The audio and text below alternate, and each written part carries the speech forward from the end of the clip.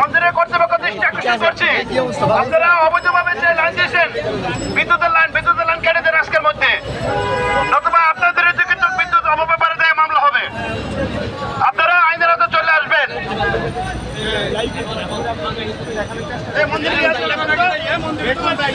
এই যে বড় মুদির দোকান, যারা এখন দোকান ফালাইয়া চলে গেছেন, ভাগছেন আমাদের কাছ থেকে, আমাদের ভয়ে ভাগার সুযোগ নাই, কিন্তু আপনারা কিন্তু সবগুলো ইয়ে হয়ে যাবে, মালামাল শেষ হয়ে যাবে, মালামাল নষ্ট হবে আপনাদের।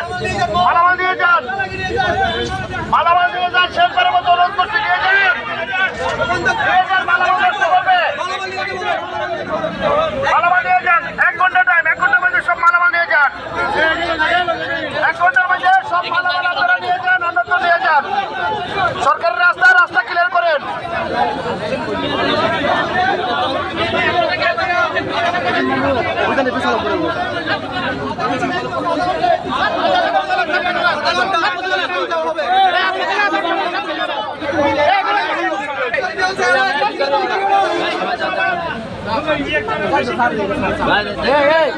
মন্ত্রী কেউ দেন না,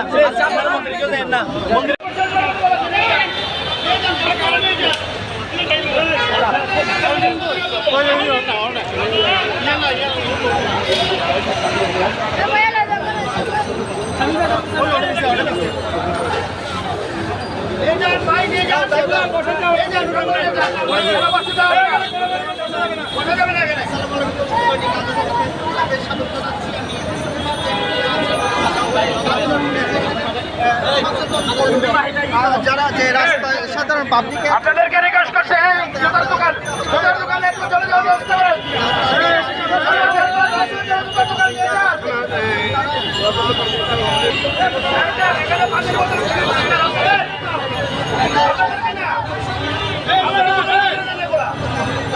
রাস্তা ক্লিয়ার করতে হবে, রাস্তা ক্লিয়ার করেন, রাস্তা ক্লিয়ার করলে তোমার মালামাল করতে হবে। পাশাপাশি যে পরে এরিয়াতে পরিমাণ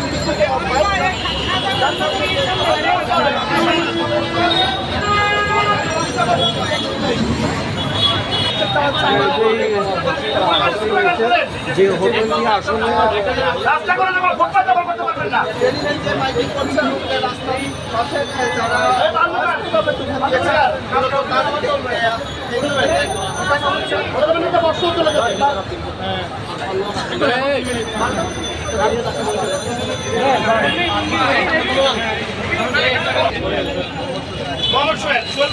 কোথায় টাকাও টাকা টাকা ফুটপাতের মধ্যে দোকান থাকবে না।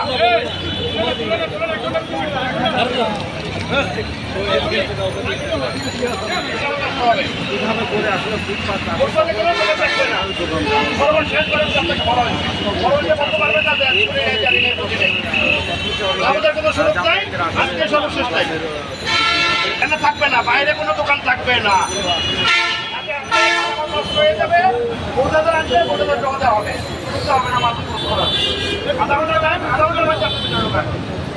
আমার এই জায়গায় থাকবে না, বিল্ডিং এর শুধু থাকবে না।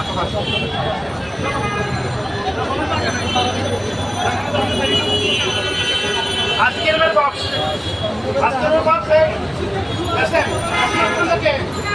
আপনার এই আজকের বক্স থাকবে না, থাকবে না, আপনার দোকান বাংলাদেশের দোকানে থাকবে। ব্যবস্থা নেওয়া হবে, অন্ধকার আইনগত ব্যবস্থা নেওয়া হবে আপনার বিরুদ্ধে, কিন্তু রাস্তার মধ্যে আপনি দোকান দিতে পারবেন না, দিতে পারবেন না। আর পারমিশন ভাই বলছি, আপনি দোকানের সামনে কেন দোকান করতো? আপনি কি করছেন? আপনার দোকানের সামনে কেন দোকান করবে? ভাই ওঠেন, করতে হবে না, ওটার কোনো সুযোগ চাই না, ওটার কোনো সুযোগ চাই। বললাম পরবর্তীতে কিন্তু কনসমের শক্তি দিয়ে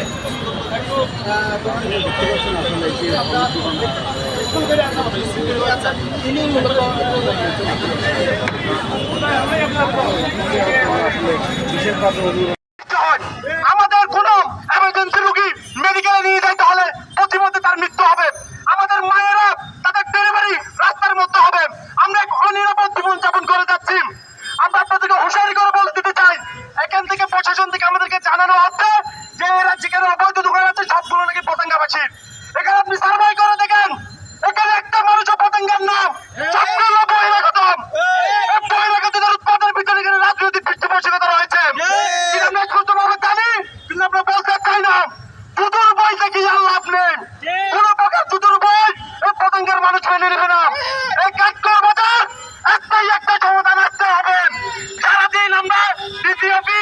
থেকে শুরু করে ট্রাফিকে দূরাদূরি করে সিটিজেন ফোরামের কমিটিকে বলতে বলতে একটা মুখ লজ্জা আলোচনা গতকাল দেখেছি অনেক রাজনৈতিক নেতৃবৃন্দ এটার বিরুদ্ধে রয়েছেন, কিন্তু আজকে তাহারা উপস্থিত নয়।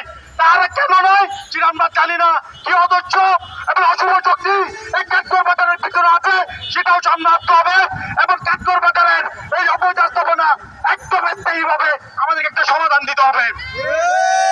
আপনারা সবাই থাকবেন, ডিসি ট্রাফিক থেকে এবং প্রতিনিধি থানার পক্ষ থেকে অভিযান চালানো হবে এবং একটাই একটা সমাধান না আসা পর্যন্ত আমরা কেউ ঘরে ফিরবো না। আমরা কেউ ঘরে ফিরবো না। একটাই একটা সমাধান অবশ্যই অবশ্যই আসতে হবে। সকলকে ধন্যবাদ।